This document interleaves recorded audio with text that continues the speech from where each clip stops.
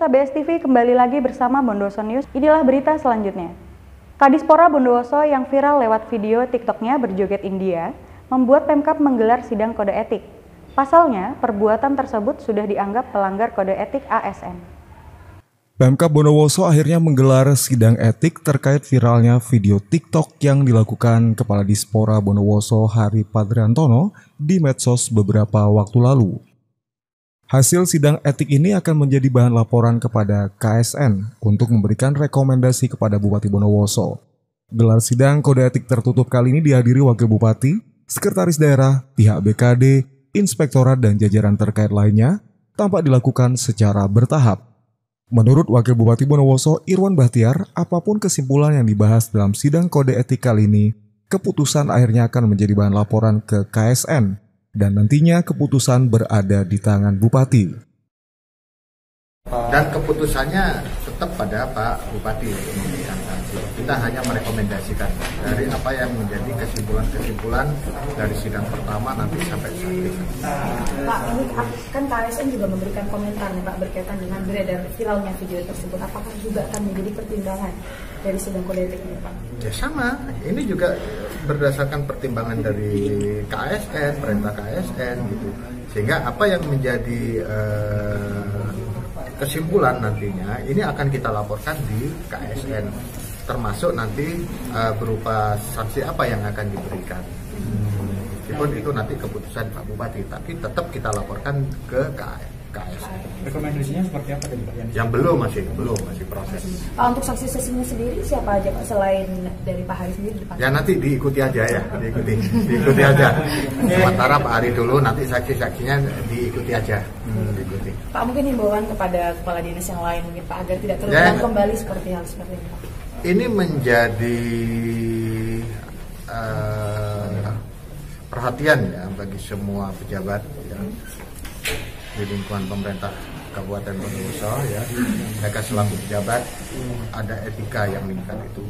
Bukan hanya etika berorganisasi, tapi juga etika bermasyarakat. Mereka keluar ke dalam melekat seorang pejabat, sehingga tingkah laku mereka tidak tanduk, mereka harus mencerminkan, memberikan teladan kepada publik. Kalau sudah dikatakan sebagai pejabat publik. Pak, ada desakan dari begitu banyak masyarakat termasuk DPRD agar Kadispora diganti nih Pak. Apakah kemungkinan akan ada jalan menuju ke situ Pak? Tunggu proses. Setelah heboh dengan viralnya video TikTok Kadispora, kini Sekda Bondowoso, Saifullah, resmi ditetapkan menjadi tersangka kasus dugaan pengancaman. Ditetapkannya Saifullah yang kini menjabat Sekretaris Daerah atau Sekda Kabupaten Bondowoso sebagai tersangka dalam Undang-Undang Nomor 19 Tahun 2016 Pasal 45B dalam perkara Undang-Undang ITE dianggap merupakan prosedur hukum yang berlaku. Diketahui kasus tersebut menuntut dari laporan Alun Taufana Sulistiadi, mantan Kepala Dinas BKD yang kala itu merasa diancam atas permasalahan pengangkatan Saifullah menjadi Sekretaris Daerah Bondowoso karena dianggap melalaikan instruksi Bupati. Penetapan tersebut dibenarkan oleh Kapolres Bondowoso AKBP Erik Frendis. Satreskrim Polres Bondowoso hari Jumat sudah melakukan gelar perkara dan sudah ekspos juga dengan kejaksaan, sehingga status inisial S hasil gelar dinaikkan menjadi tersangka. Kasusnya kasus apa nih? Ya, kasusnya pengancaman dengan pembunuhan. Ancamannya? Ancamannya di bawah 5 tahun. Dan langkah selanjutnya untuk pemeriksaan seperti apa itu? Nanti untuk teknis biar Satreskrim ya. Siap. Terima kasih dan siap. Sementara itu, kuasa hukum Saifullah mengatakan penetapan kliennya tersebut merupakan kewajaran prosedur hukum dan merupakan kewenangan penyidik serta masih ada harapan pada asas praduga tak bersalah yang dapat ditempuh kliennya. Untuk penentuan tersangka, sebagaimana saya sampaikan tadi itu bahwa itu adalah kewenangan penyidik. Kalau diikuti kan ada prosedur juga. Seorang tersangka itu kan diawali dengan saksi. Saksi dulu, kemudian setelah saksi, kemudian pihak penyidik akan melengkapi saksi-saksi yang lain yang berkaitan dengan peristiwa yang dilaporkan itu. Kemudian juga alat-alat buktinya, kemudian barang-barang bukti juga dianggap cukup, maka penyidik kalau sudah yakin maka statusnya bisa dinaikkan dari saksi menjadi tersangka. Itu prosedurnya. Kemudian yang terakhir itu sebagaimana disampaikan oleh Kapolres sudah ada gelar perkara kan gitu. Sampai detik ini ada enggak indikasi untuk melanjutkan ke pra peradilan dari inisial S tersebut? Kita masih akan mengkaji lebih dalam itu. Sekarang kan kalau kita melakukan pra peradilan memang harus ada peluang seperti itu. Apakah pihak penyidik sesuai dengan prosedur? Kalau memang ditemukan bisa saja melakukan pra peradilan kan gitu. Ada ketidaksesuaian kan gitu. Kalau masalah tentang penahanan itu memang ada dua alasan polisi untuk katakanlah menahan seorang tersangka itu. Satu, biasanya ancaman hukumannya itu kalau lebih dari minimal 5 tahun gitu lah. Itu maka yang kedua ada indikasi untuk melarikan diri gitu. Kemudian menghilangkan barang bukti gitu. Sekarang kalau dikaitkan dengan kasus ini, apakah inisial S itu akan melakukan hal itu kan begitu. Berkas itu nanti biasanya kalau memang sudah polisi akan mengirimkan berkasnya ke kejaksaan, yang kemudian kalau memang sudah cukup sempurna bahwa itu akan dikatakan bahwa berkas P21 maka itu akan dikirim ke kejaksaan gitu loh. Oh, berarti selama ini belum P21 ya? Setahu saya sebagai belum itu menurut saya itu. Belum P21 memang itu. Kalau saya sebagai penasihat hukum, kita akan mengikuti proses hukum ini dulu gitu. Artinya proses-proses yang akan dilalui nanti, misalkan pemeriksaan inisial S sebagai tersangka kan begitu. Ya kita ikuti selama itu sesuai dengan aturan hukum, kita ikuti karena S ini ada seorang pejabat gitu loh. Artinya harus memberi contoh yang baik kepada masyarakat dan harus taat kepada hukum gitu loh. Kita ikuti, nanti kan endingnya tetap di pengadilan gitu loh. Nanti katakanlah pembelaan kita sampaikan nanti di pengadilan itu, sehingga pembelaan itu apakah bisa mempengaruhi hakim bahwa apa yang kita lakukan sebagai pembela itu benar, nanti hakim yang menentukan kan gitu. Beberapa waktu lalu, petani di Bondowoso menjerit karena sulit mendapatkan bantuan pupuk subsidi. Kondisi ini disebabkan belum rampunnya ERDKK yang membuat petani tak bisa lagi memperoleh bantuan pupuk subsidi. Meski sebelumnya penyelesaian elektronik rencana definitif kebutuhan kelompok ERDKK di Kabupaten Bondowoso berlangsung alot, namun dalam 3 hari terakhir ini penyelesaiannya berlangsung signifikan. Berdasarkan data Dinas Pertanian Bondowoso sampai 9 Juni 2020, baru 27.168 hektar atau 40% sawah yang terdata. Berselang 3 hari, ERDKK mencapai 70%.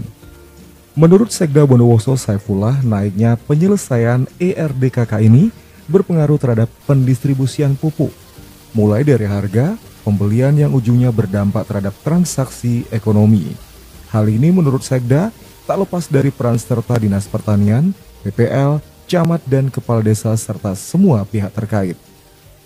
Jelaskan Pak terkait dengan kebijakan apa sih Pak mengatasi masalah pupuk yang langka ini? Pupuk ini ada 2 persoalannya. Pertama, harga yang membumbung tinggi.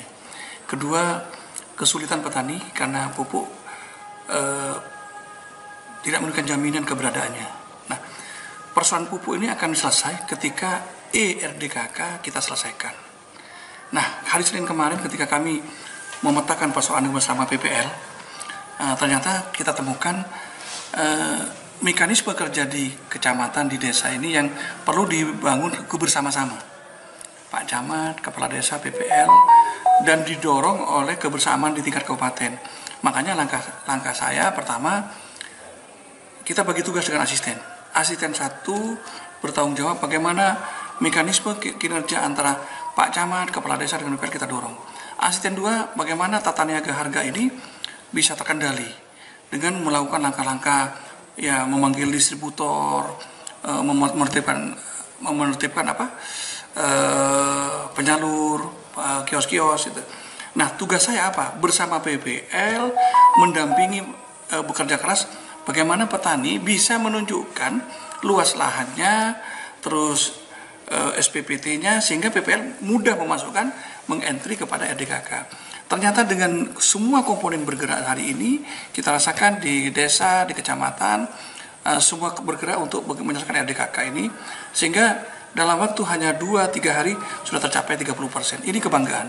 Dan ini sebuah kerja keras yang luar biasa antara kami, asisten, Pak Camat, Kepala Desa, dan jajaran PPL, dan seluruh dinas pertanian. Sampai detik ini sudah berapa persen kira-kira? 70%. Padahal waktu kami awal kerja masih 40%. Mungkin ada target Pak untuk bisa akhir Juni harus sudah 100%. Yang menjadi catatan masyarakat kita ini ERDKK untuk 2020. Seharusnya ini kan ERDKK harus selesai 2019. Nah ini, ya oke, alasan COVID ada mungkin. Tapi menurut saya inilah perlu ketelitian kita, memahami persoalan. Jadi ada kepentingan besar sekali di masyarakat. Bagaimana pupuk? Karena ini kalau gagal pertanian, produksi turun, maka dampaknya akan berdampak kepada masyarakat.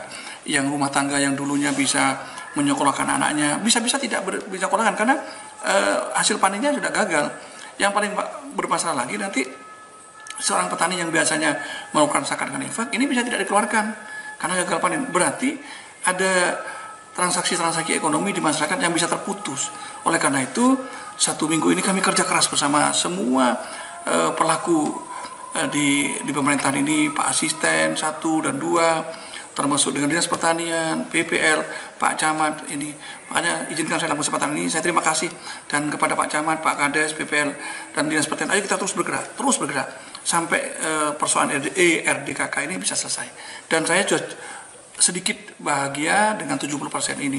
Tapi target masih belum tercapai. Saya berharap sebelum akhir Juni lah, kalau bisa tercapai 100%. Tadi malam saya dapat WA dari teman-teman penyuluh masih di lapangan, siang malam bersama Pak Camat, bersama Kepala Desa.